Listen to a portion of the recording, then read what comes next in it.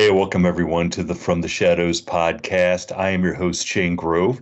And before we get started with this episode, I just want to remind everybody that if you want to find us on Facebook, we're at From the Shadows podcast, or you can find our forum page, After the Shadows.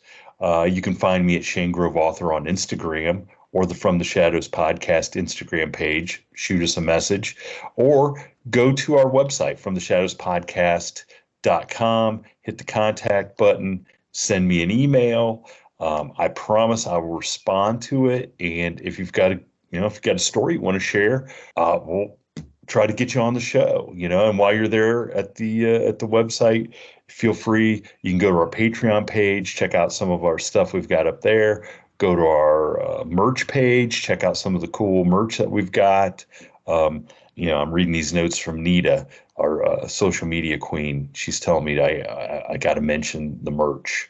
So do me a favor, go check out the merch. And then you can find Nita on our Instagram page and tell her that I said something about it and that you went and checked it out. So she's not mad at me. All right. So I want to welcome today's guest, who went to the website, hit the contact button, and sent me an email. Is that correct, Nate? That's correct. That's how it all happens. So you can testify that I'm a man of my word, at least in this case. Replied surprisingly quick, actually.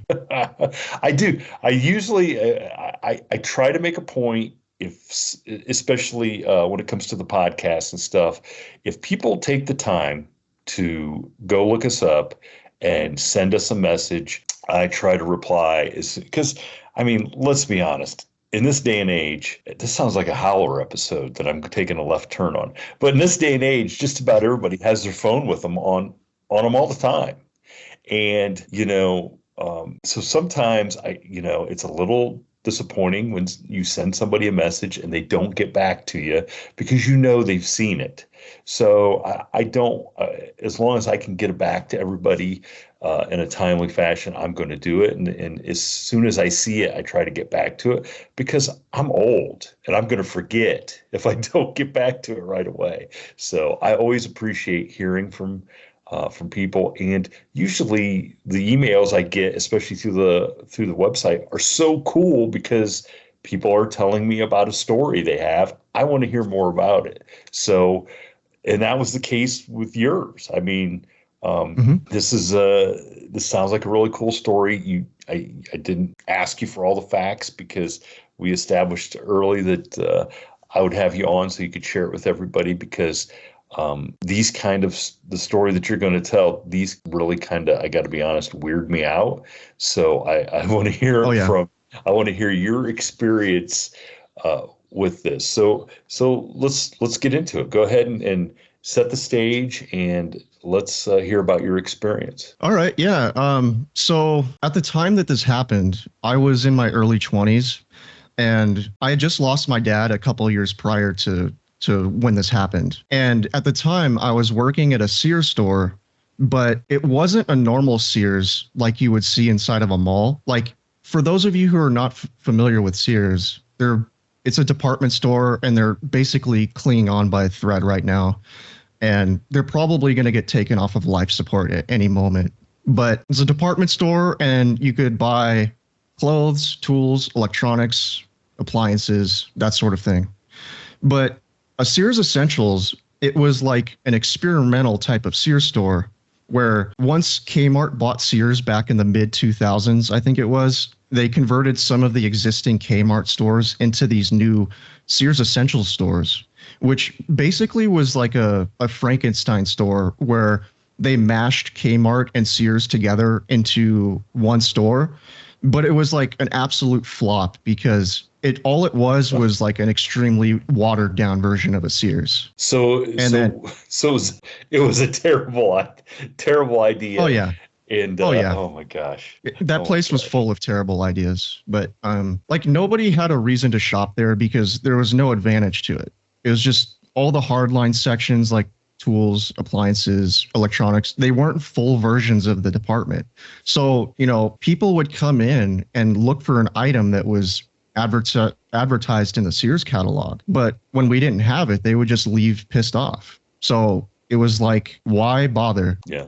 I get you totally. I don't remember that, but it does sound like a terrible idea, especially when both of those stores at that time were in serious decline. You know? Yep.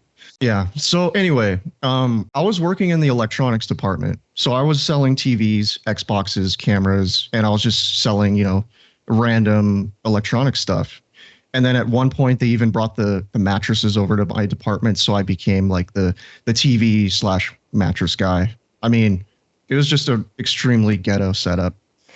But all right. So back in 2011, I was working at this Sears Essentials, and I do want to keep myself anonymous, but since it's been so long ago and I don't live in the area anymore, I'll just mention where it was. So this store was located at the corner of Convoy Street and Claremont Mesa Boulevard in San Diego. So right now it's a Zion Korean supermarket.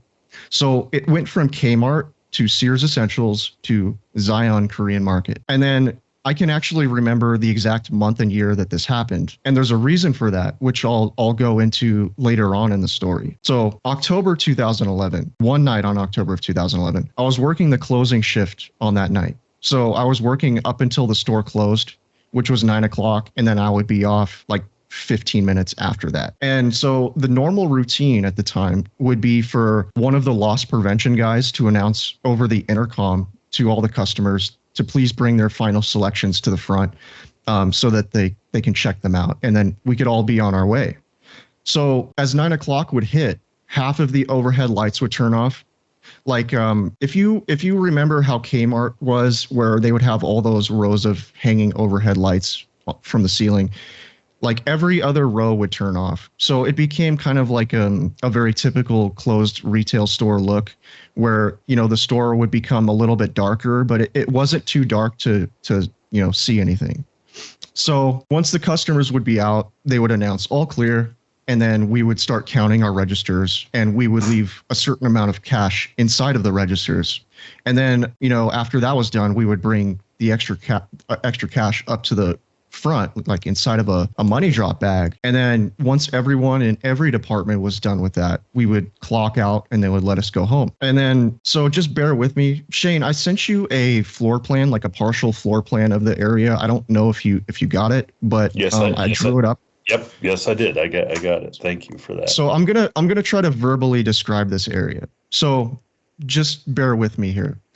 Like the building was pretty much a perfect rectangle. It used to be a Kmart. So think of Kmart if anyone is old enough to remember Kmarts. So you would walk in through the front door, and then if you immediately hung a right and you walked all the way down to the corner, that's where my department was, which was the electronics department. And then right next to that department, which was like wedged into the corner, was where we kept all the sign printers and other miscellaneous stuff. It was almost like a building inside of a building. And it used to be a Little Caesar's Pizza back when it was a Kmart. And then on the other side of the corner, on the adjacent wall, was the toy section, and it had about 4 or 5 aisles of toys in it. And so if you walk down that closest aisle of toys to my department, that's where my stockroom would be, in that far corner. So do you think that describes the area well enough? Yeah. I'm looking here. Yeah. And then also the floor plan basically had a main aisle that was running along kind of the outside perimeter of all the departments in the store, and it kind of made like a racetrack shape that went all the way around kind of the inner perimeter of the store. So and what we'll do for everybody is you're okay, right? I could take this, cut and paste it, and we'll put this. Oh yeah. We'll put this up with the episode on some of our social media so people can check it out. I know it says it took you 11 billion hours to make it, but I don't believe it. So yeah, so I hope I'm verbally describing this in a way that you can visualize, but if not, go check that out. So on this night in particular, the clock, it struck 9 o'clock, and then like always, half of the overhead lights turned off. And then whatever few customers that were left in the building, they were probably making their way up to the front so that the front cashiers could help check them out. And then I had nothing to do at this moment. So I started fiddling around with the camera display, which kind of, it faced out toward the main aisle, but I wasn't looking at the display like head on from the aisle. I was sort of leaning on one end of it and I was looking down the entire display. So I had a view of all the cameras and then the signage room, which was the old Little Caesars, and then the toy aisles just slightly off to my left. And so in my far left, I started noticing a figure walk from the direction of the back office, which was located in the corner opposite of my corner. And it was in my peripheral vision. And, you know, it didn't pique my curiosity because I just assumed that it was maybe another employee or a manager that was walking toward the front of the store from the back office, which, you know, is completely normal for that time of night. And just to describe it, it was tall, it was super dark, and it was shaped like a human. But it was only in hindsight that I was able to really appreciate how weird it was. So anyway, once it got to it was moving toward the front of the store, like kind of towards me. And then once it got to the intersection where the main aisle met the last toy aisle, if that makes sense, it just made a perfect 90-degree turn. And the way that I described this when I talked about this story on my podcast with my friend is that it reminded me of how Pac-Man turns, or any old 2D video game character, because like think of it moving, it's only able to move at one speed, and then any turns that it makes is like instant. Like it's just a perfect 90-degree turn, like without changing speed. You know, it doesn't slow down to make the turn. It just almost like bounces in that direction. So that's the way that I describe the motion of this thing. It was the weirdest part of the whole thing. So it didn't look real to me. It looked way too smooth to be a person.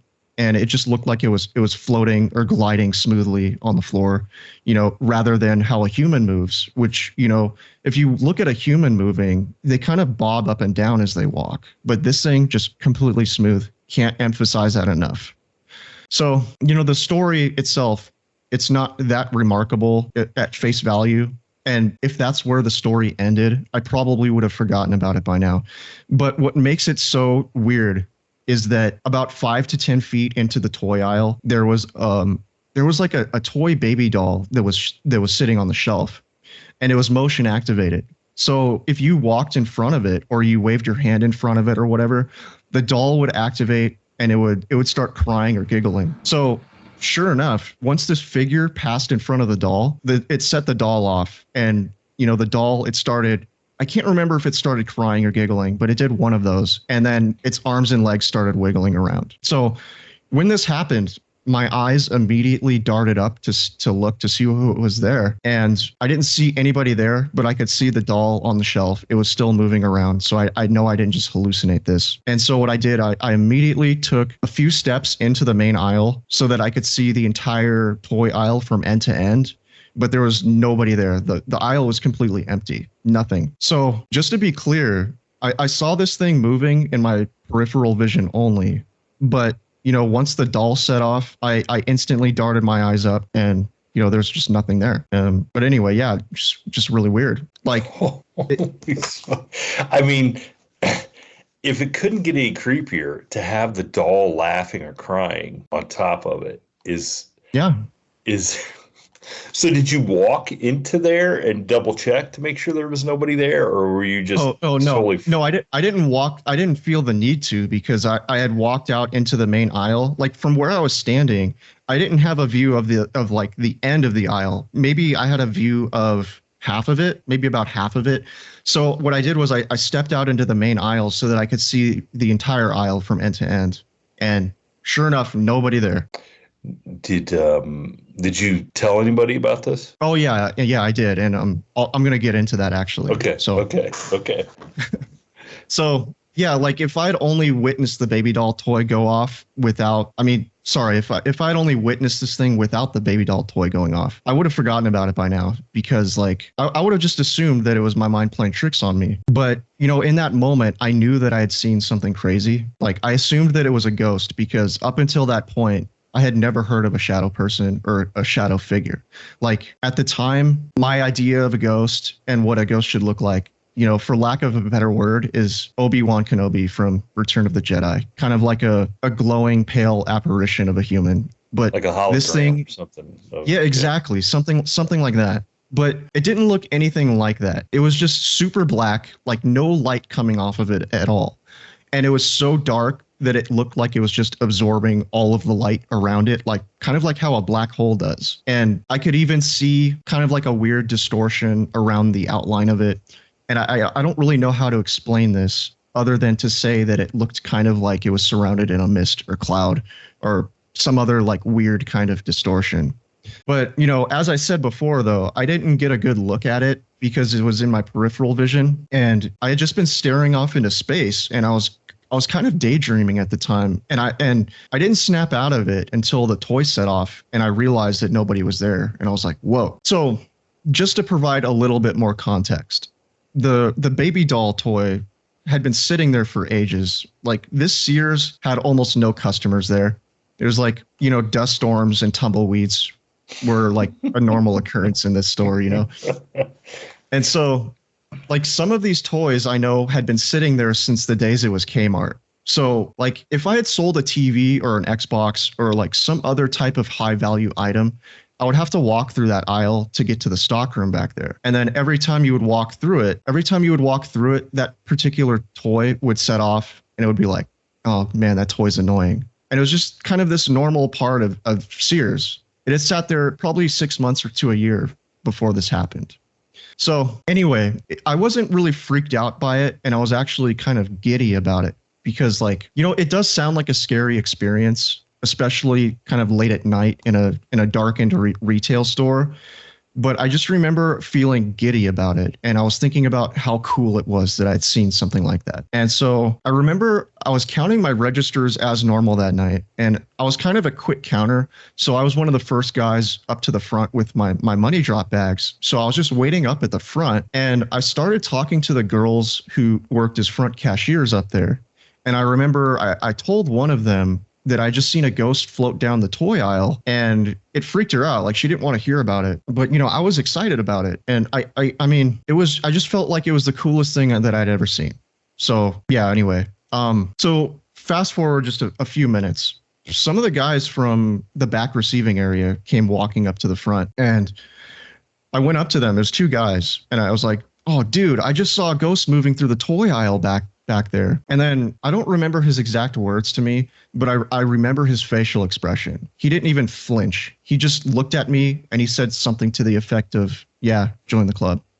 And he told me that they experience all kinds of stuff back there where they work. And, he told me that they hear like disembodied footsteps all the time up in this giant wooden loft back there where they work.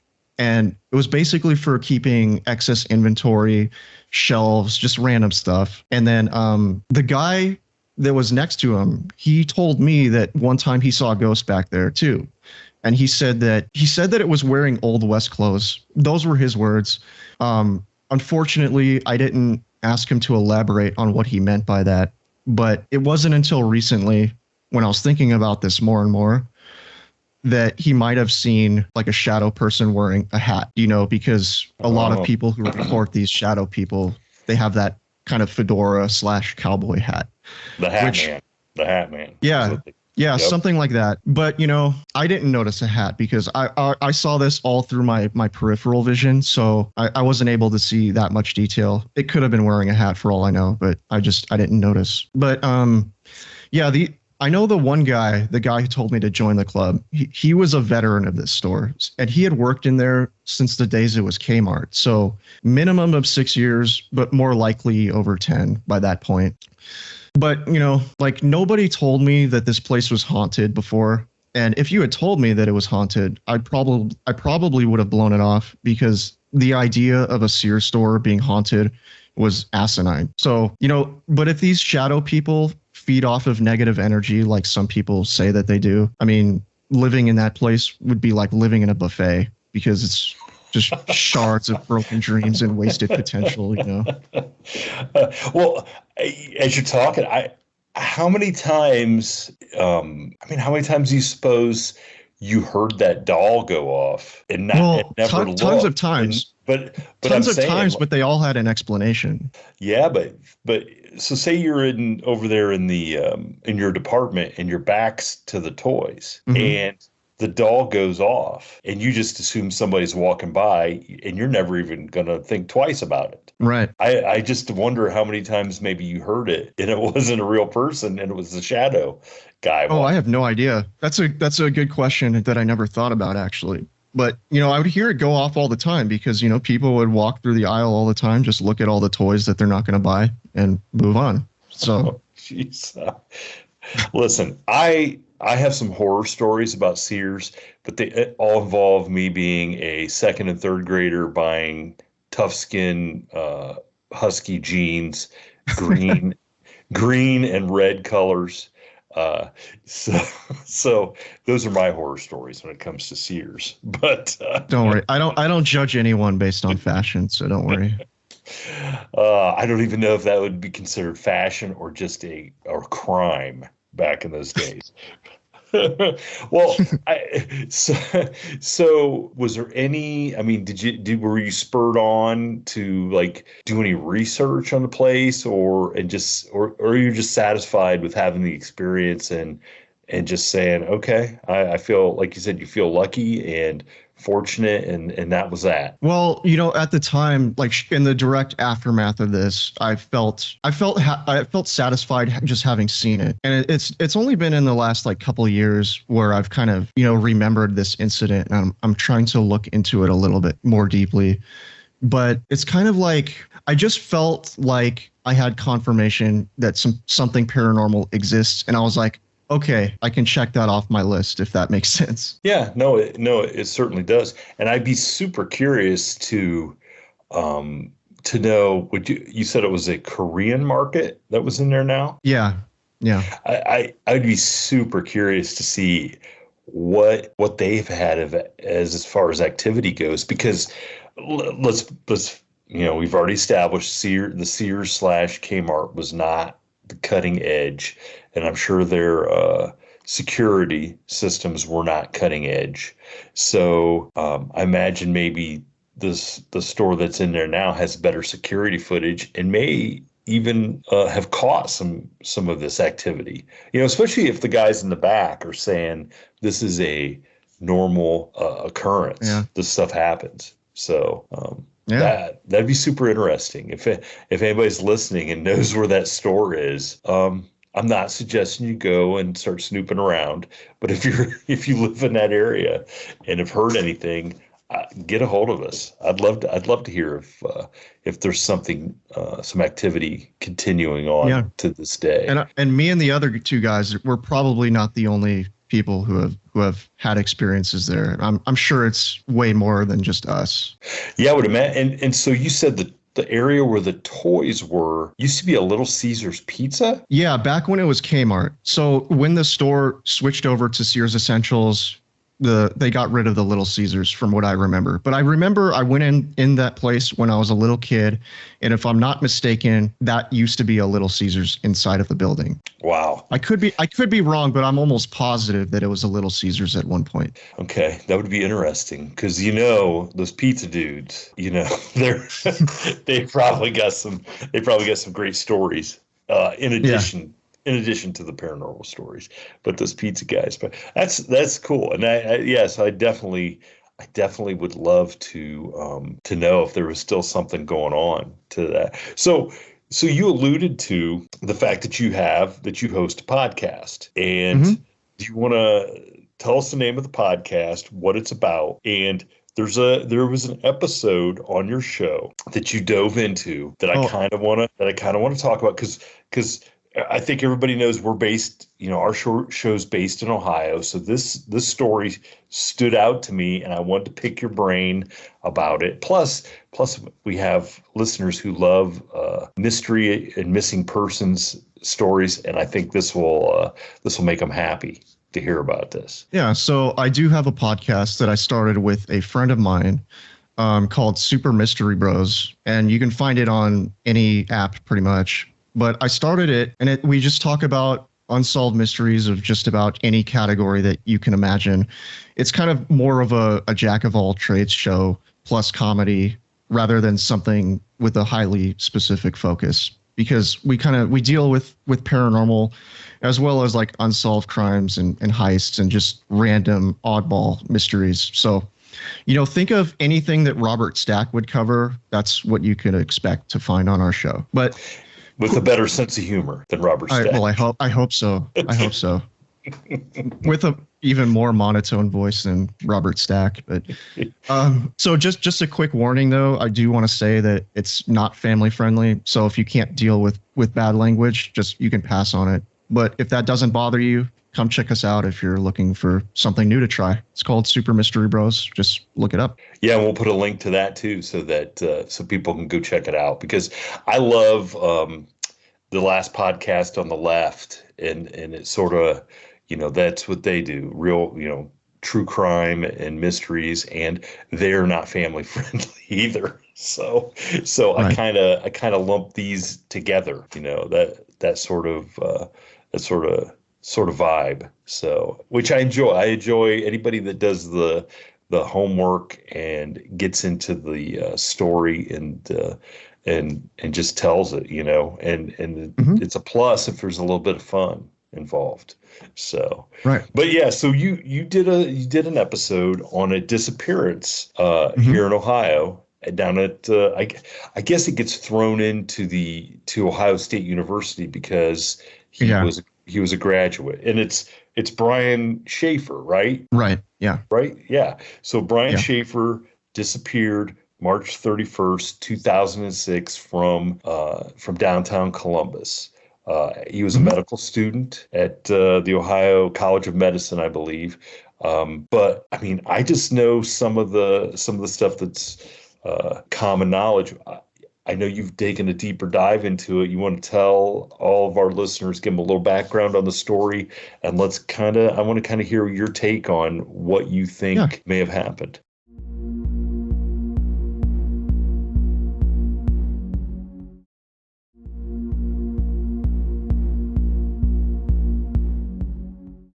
Brian Shaffer, he was a 27-year-old medical student, and he was going to Ohio State University back in the spring of 2006.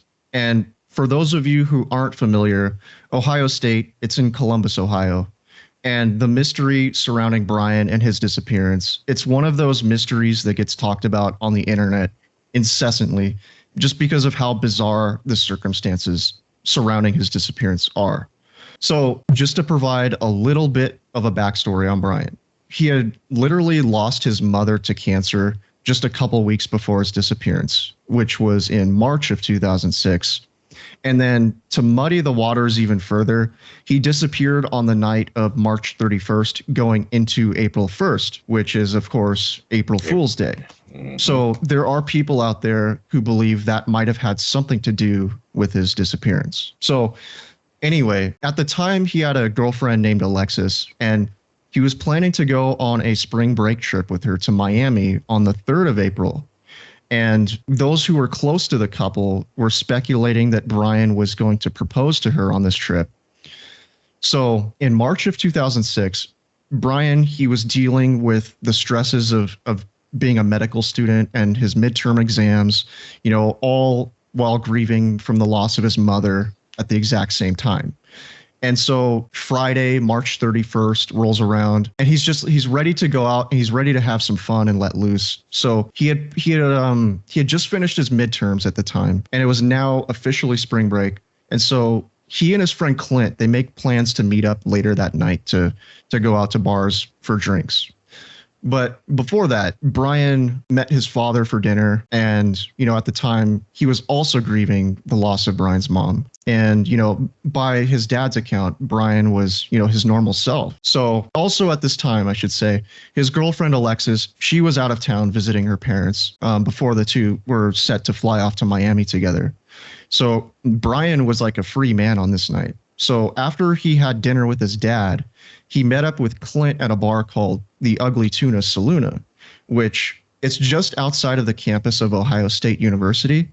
and it's located kind of in this mini mall slash shopping center on the second floor of the building. It's kind of like a weird location for a bar, because in order to get into it, you have to walk into a shopping plaza, and then you enter by opening up some glass doors, and then you just board an escalator up to the second floor. And then as you get off at the top of the escalator, you hang a right, and the entrance to the bar is right there. Does that make sense? Yeah. Makes sense so far? Any questions? Not for me, because I know where it's at. I know Okay. I know what you're talking about. But Okay. yeah. All right. So anyway, so Brian and Clint, they head there that night at around like 9 p.m. and it was like packed because it was the start of spring break right outside of a college campus, and there was like a live band that was also playing there that night.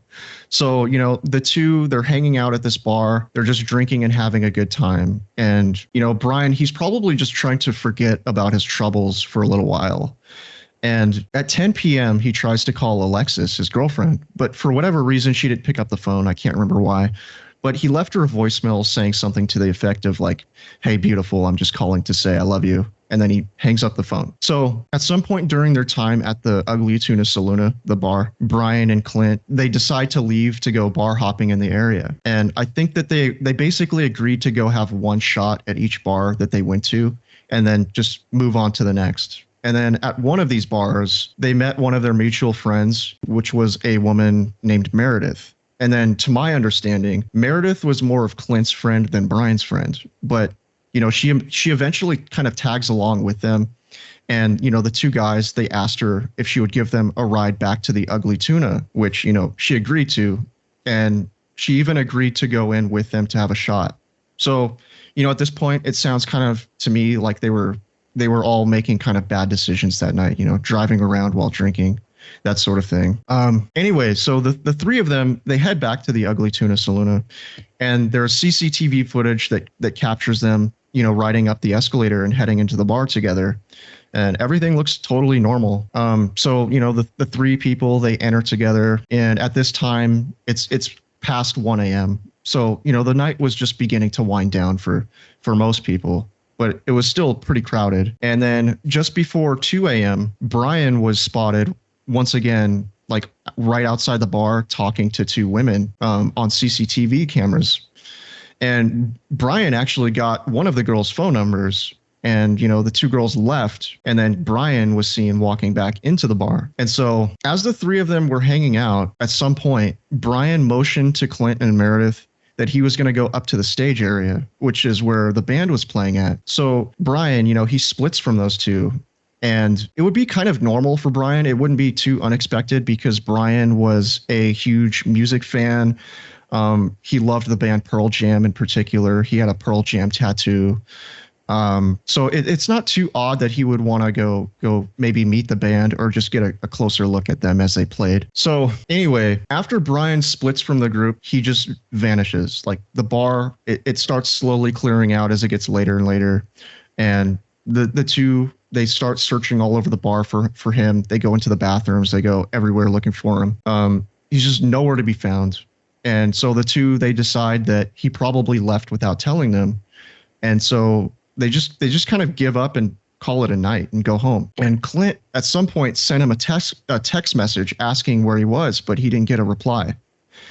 And so, anyway, those two, they dip out of the bar. They head home or wherever they went. And so Alexis, the next day, Brian's girlfriend, decides to call him in the morning, but he's not answering his phone. And then at this point, she just thinks that he's probably hungover and sleeping in late. But, as it gets later and later into the day, he's still not answering his phone, and she starts getting really worried. And so she calls his dad, who then calls Brian's brother to go to his apartment to check on him. So Brian's brother goes over to Brian's apartment, and when he gets there, everything, it seems normal. Brian's car is still parked in his parking spot. His lights were on.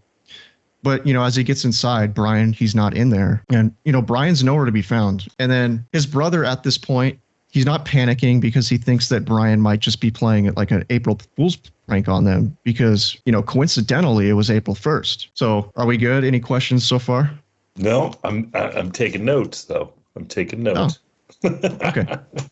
So just to sum this up, Brian, he was last seen in the Ugly Tuna Saloon in the early morning hours of Saturday, April 1st.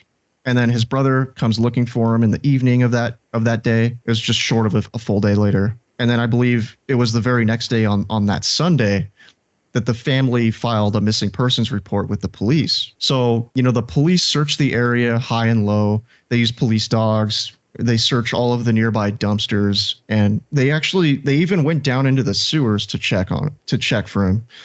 And they also I think they dragged the Olentangy River, which was nearby. I don't know if they dragged it or just checked it, but they checked the river. And the police, during their investigation, they eventually got hold of the CCTV footage from the bar's entrance that night. And what they did was they painstakingly went through the footage, and they were able to account for every single person that walked into the bar, walking out of the bar, except for Brian. So, whoa, Brian was the only person who was not seen exiting the bar. That's amazing right there. How does he just vanish into thin air? And yeah, that's why this case is such a huge mystery, especially online.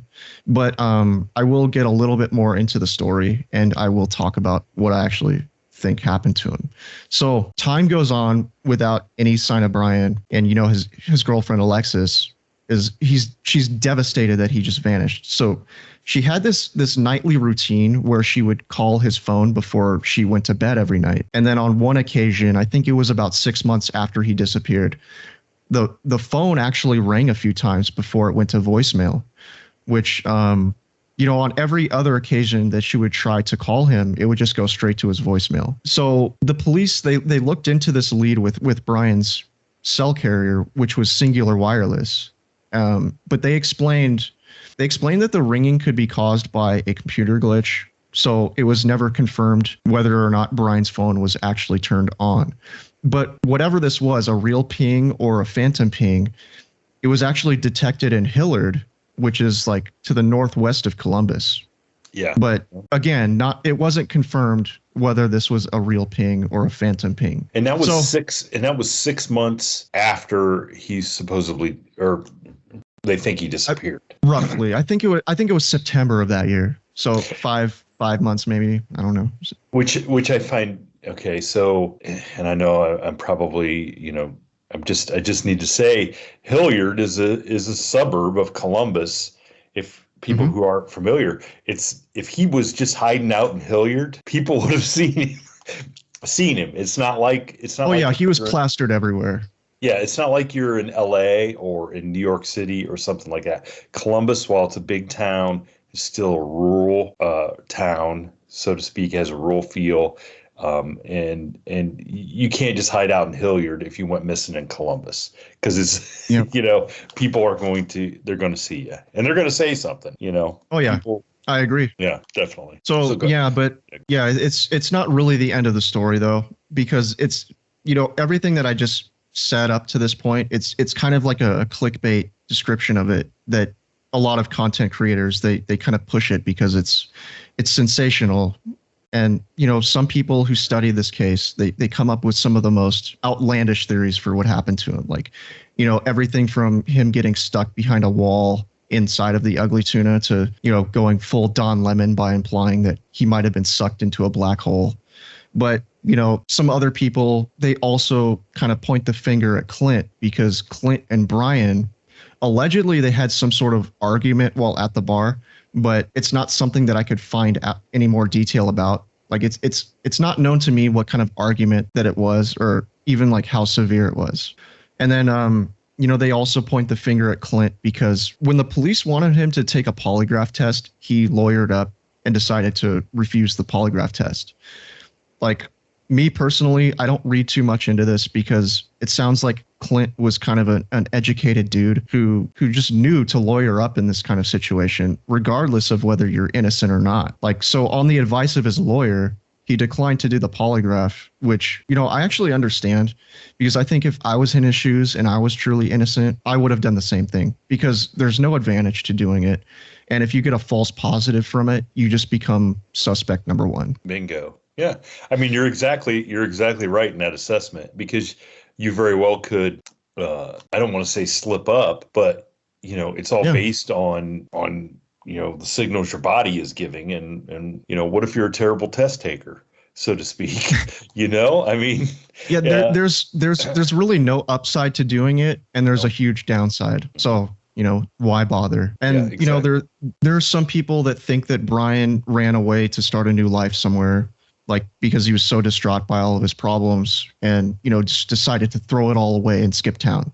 But it seems kind of ridiculous to me, because I don't think that he would have been the type of guy who would just want to put his family through any more added trauma, because you got to remember that he just lost his mom a couple weeks prior to this. So his dad and his brother were also experiencing that same kind of grief, and I don't think that he would have wanted to add more grief on top of that for everybody. So there's some people who think that Brian somehow got out of the bar without being seen on the CCTV, and then he just went off somewhere by himself to commit suicide, which I guess it's possible, but like I said, I don't think Brian would have wanted to add any further trauma to his family.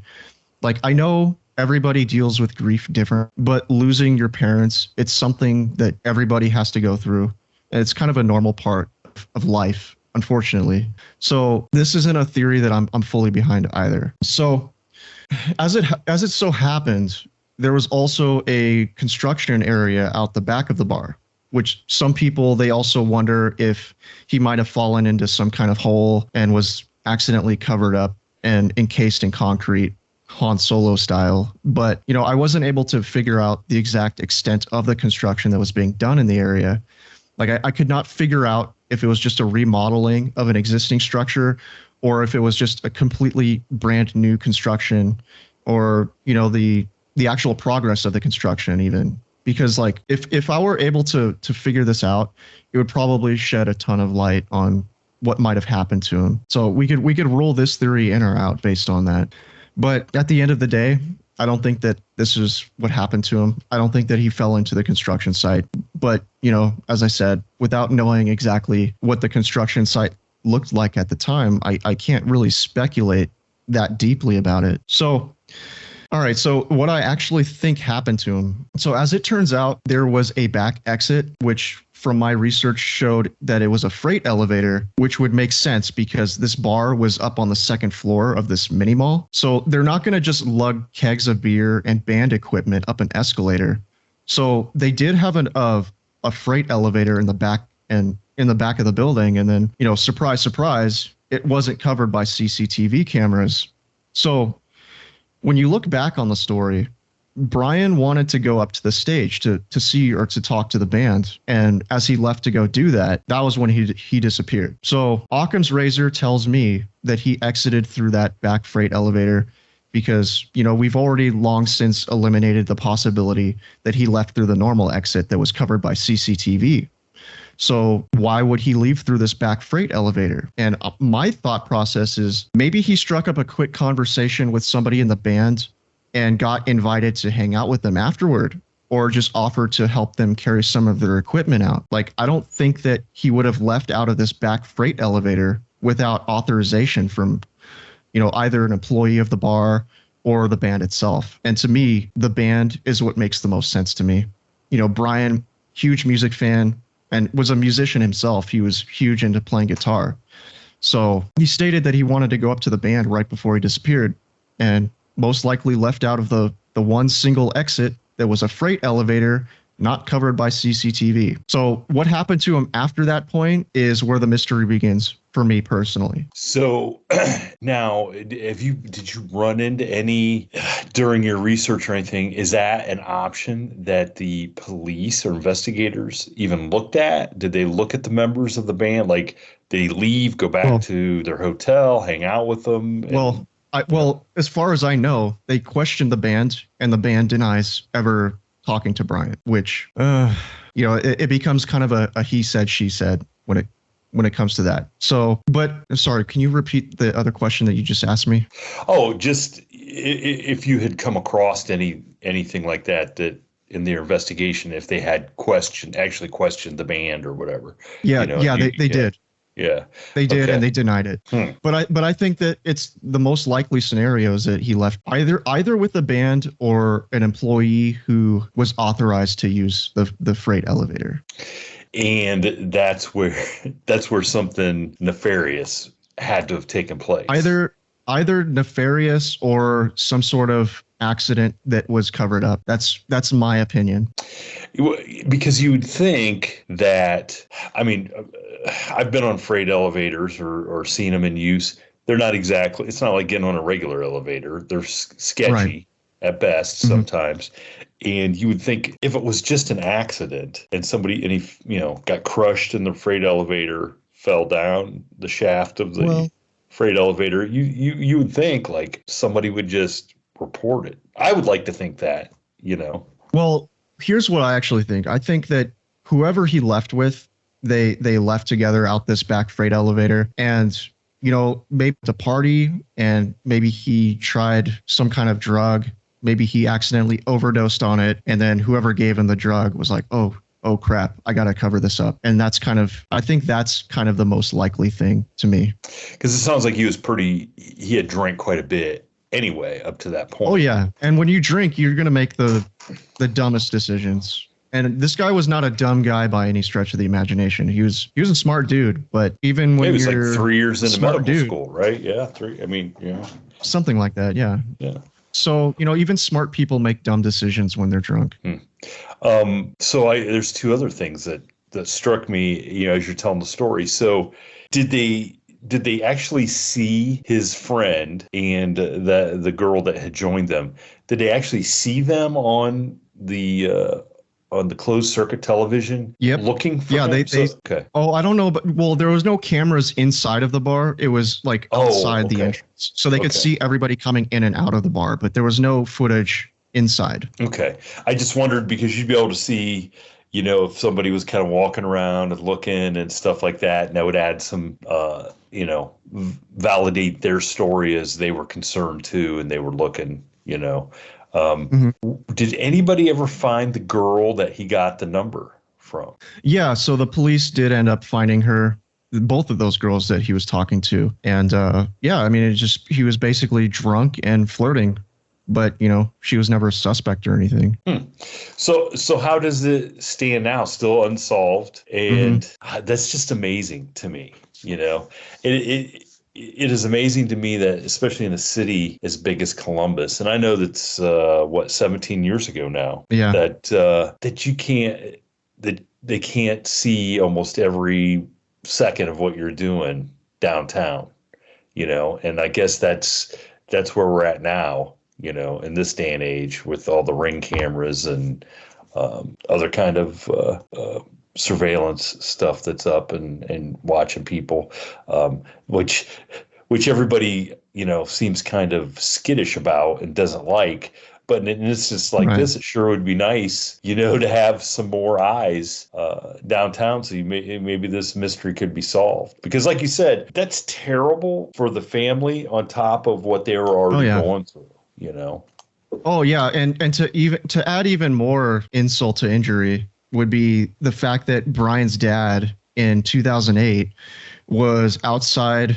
He was outside picking up leaves in his yard, and a gust of wind blew a branch off of a tree and killed him.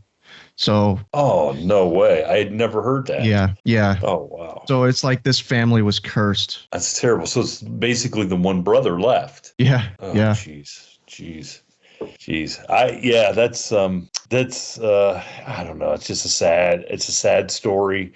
And every time I hear stories like that, being a father myself, and you just kind of you dread that. I can't imagine getting that call and saying somebody's missing, and then never knowing what happened to them.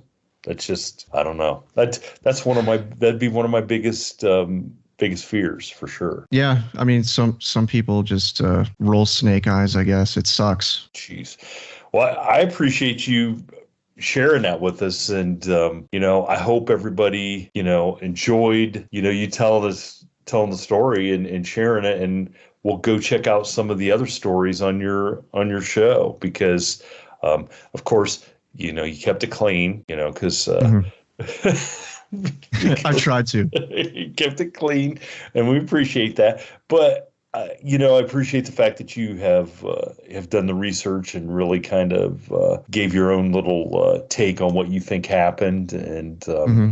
I hope everybody goes and checks out your show. Like I said, we'll put a link on it and on our description so they can go find it and see what other stories you guys covered.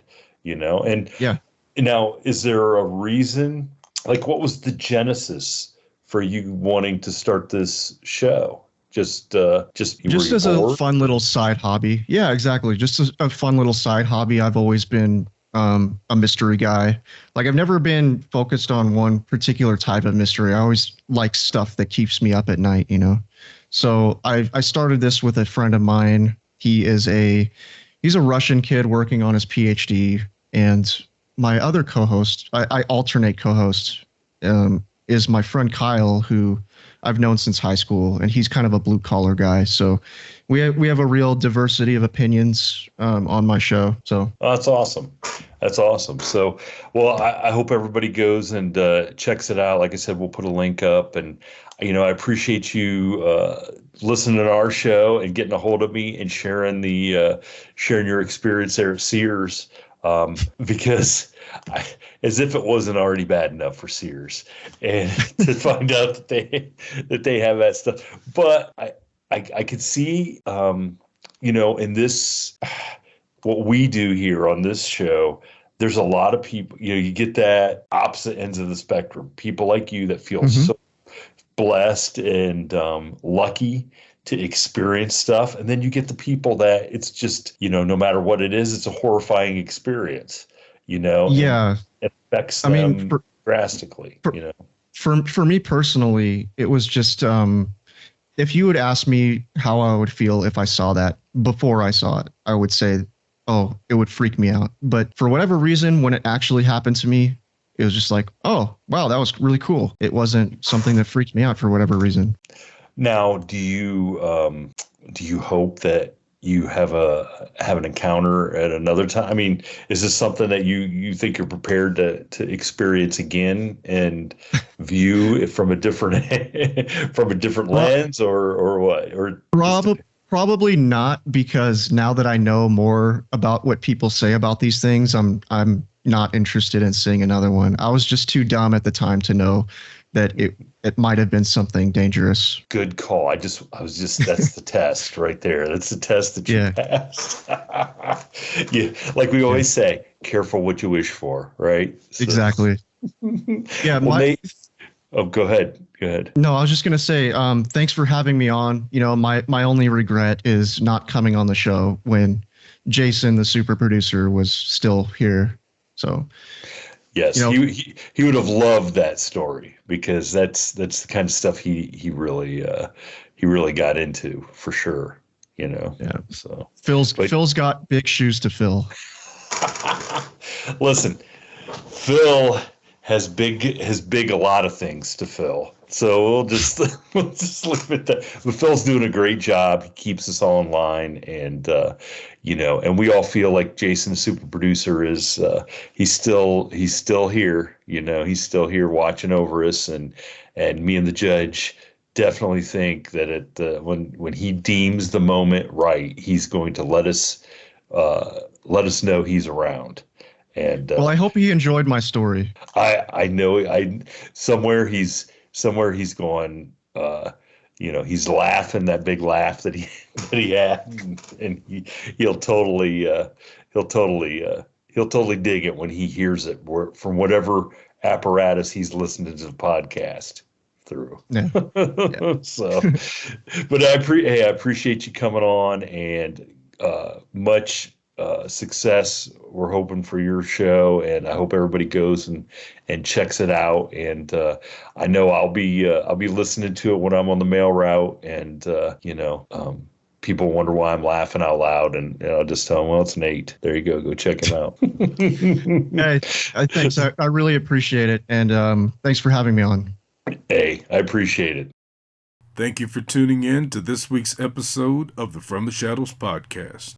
Until next time, never shy away from the darkness or what may be lurking in the shadows. We are out.